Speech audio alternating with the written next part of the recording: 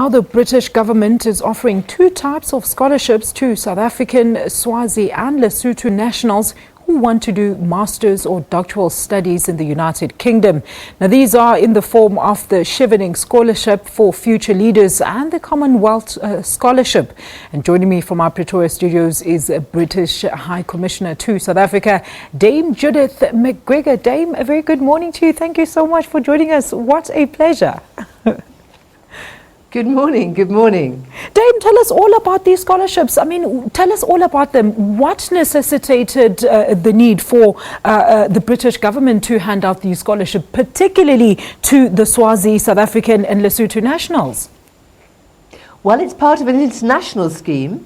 We have every year about 1,000 scholarships that we obviously award to postgraduate students across the world. And I'm delighted to say that in the year just gone, people who've just gone off to the UK, we awarded some 60 scholarships to Southern Africa, to Swaziland, to Lesotho and South Africa. And we're actively recruiting right now for the next year. Now, Dame, there are two types of scholarships here. Do tell us about each of them. Well, the scholarships are masters. It's a one-year master's taught degree. You can study anywhere you like in the UK. You choose your subject within a very wide range from foreign relations, peacekeeping, water management, retail, fashion management. But you have to have worked for at least 2 years in relevant work experience, because the main aim really is to take forward this scholarship to use your leadership, your professional qualifications. And we very much intend and expect the students to come back after their year in the UK and to apply that knowledge and that expertise to South Africa. Absolutely interesting indeed. Now, Dame, take us through the application phase. Can one individual apply for both scholarships? How does it work? You can. I should have said that the Commonwealth scholarships are a little bit more flexible in that they can be used for a master's or they can be used for a doctorate, for a PhD. They basically have different websites, but both are applied for online. Universities South Africa is the portal, as it were, for the Commonwealth scholarships, and chevening.org is for the Chevening scholarships. But if you're in doubt, just come to UK in South Africa, to our Facebook, and that will help you to find your way through. All right. Now, Dame, you also mentioned that, of course, the recipients often come back later on once they've qualified after studying. Do tell us, though, what has the quality been like of the applicants in the past? Oh, it's been phenomenal. It's been excellent. The vast majority do come back and then they usually very kindly join our alumni network. The government of your Reserve Bank or Mr. Blades Zimande, or I could reel a name of people off who have studied in the UK under these scholarships or under other scholarship schemes.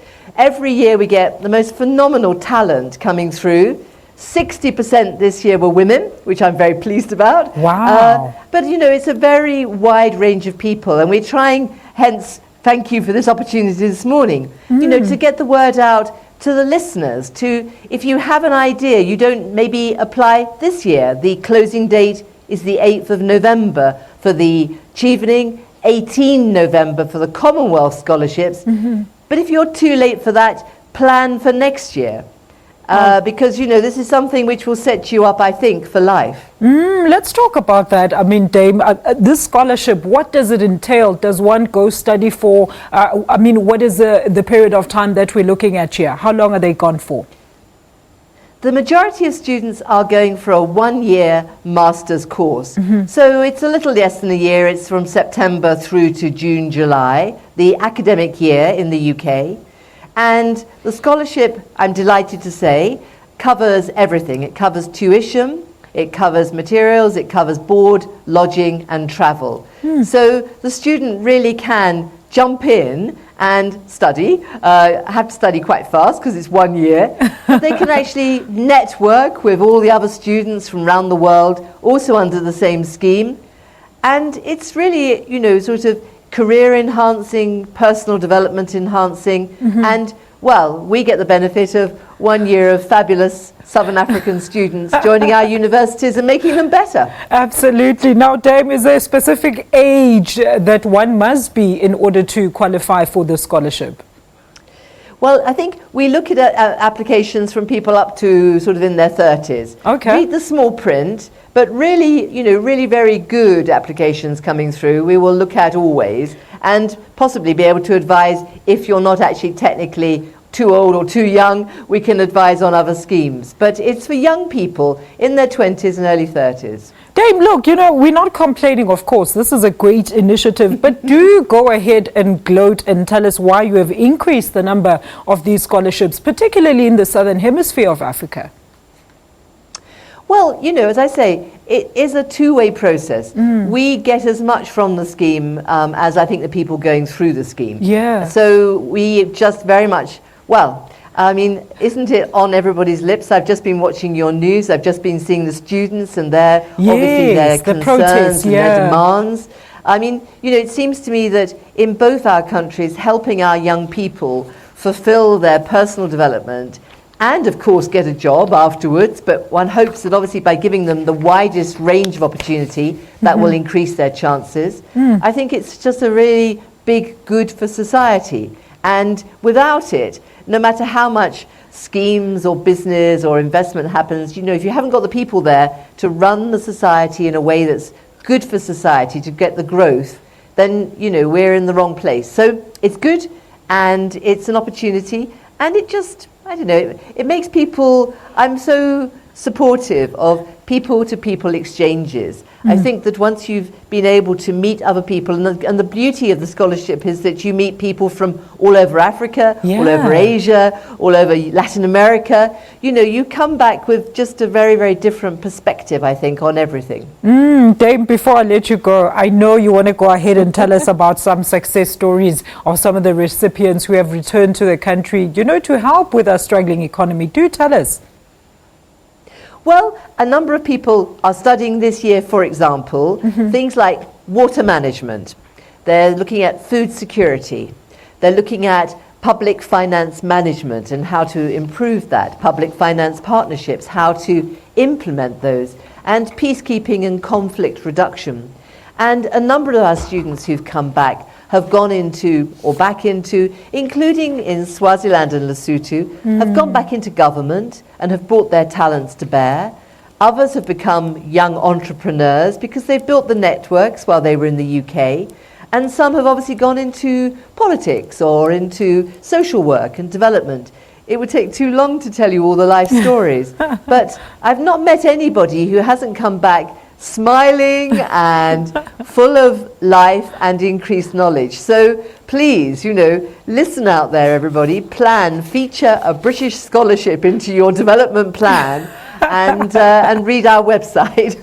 Absolutely. Now, Dave, you were talking about it earlier, about some of the fields that, some of the scholarship actually offers. But do take us through some of the key sectors that, people can apply for. Well, they can apply for a very wide range.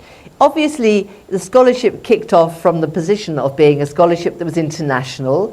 So it's been quite customary that international economics, international politics, peacekeeping, conflict resolution, international law, those have been areas which have been traditionally very well subscribed to, as well as social development, climate change, environment. But the world is a very joined up place.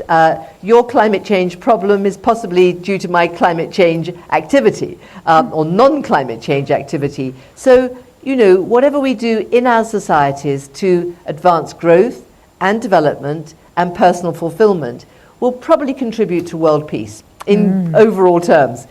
So even if you're doing fashion retail management, and we had one amazing student who was doing dance, but she was clearly so passionate about dance as therapy, dance as a means of international communication, and dance as a means of personal development. That we were just delighted to award her the scholarship, and I'm looking forward to catching up with her when she comes back to the UK a little bit later this year. Dame, I'm thinking about catching up with you, but unfortunately we've run out of time. Thank you so much, of course, for this interview, and of course, great luck for your future endeavors. And of course, maybe you can bring some of the recipients when they come back, and they can tell their success stories pleasure. live right here on AM News. That was the British High Commissioner to South Africa, Dame Judith Macgregor, and she was talking to us about some of the scholarships that the British government is offering. There are 2 types. Go on their website and inquire. You have to be around the age of 30, and you can be South African from Lesotho